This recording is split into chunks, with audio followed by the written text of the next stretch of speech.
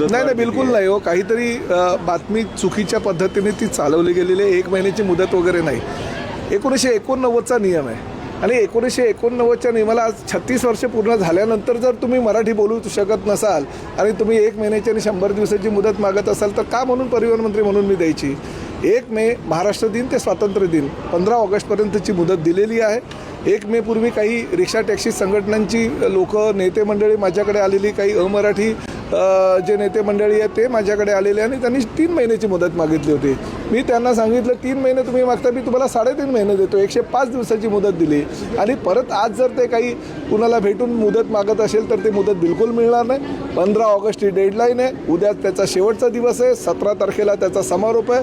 18 तारखेपासून कारवाईला सामोरे जा. जे शिकले असतील, जे उर्मट असतील, जे मगरूर असतील की नाही आम्ही महाराष्ट्रात राहतो, आम्ही महाराष्ट्रामध्ये व्यवसाय करू, आम्ही महाराष्ट्रामध्ये पैसे कमवू, महाराष्ट्रामध्ये हवे तर करू पण मराठीचा अपमान पण आम्ही करू, अशी जर भूमिका कोणी घेतली असेल तर त्यांना 18 तारखेपासून कारवाईला सामोरं जावं लागेल आणि त्या माध्यमातून प्रताप सरनाईकची भूमिका ही अंतिम आहे.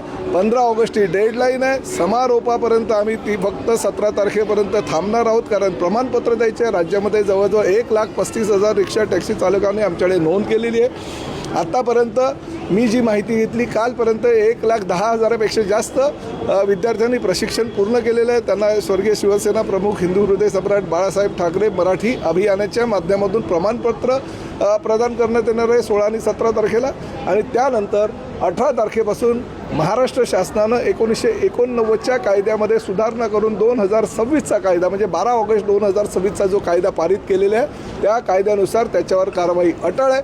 महाराष्ट्रात यायचं, आम्ही पोटा पाण्यासाठी आलो आहे म्हणून सांगायचं, आम्ही व्यवसाय करायला आलो म्हणून सांगायचं, पण मराठीचा अवमान करायचं हे चालणार नाही. मराठीला कुठल्याही परिस्थितीमध्ये जे स्थान दिलेलं आहे अभिजात भाषेच्या दर्जाचं ते स्थान अबाधित राहील. मराठी आमची संस्कृती आहे, मराठी आमची परंपरा आहे. मराठी पुढे नेण्याचं काम आम्ही राज्य शासनाच्या माध्यमातून आणि परिवहन विभागाच्या माध्यमातून मराठी भाषा विभागाच्या माध्यमातून करतो आहे. अनेक अमराठी चालकांनी त्याला प्रतिसाद दिलेला आहे. त्यामुळे जे मगरूर असतील त्यांच्यावर कारवाई ही अटळ आहे.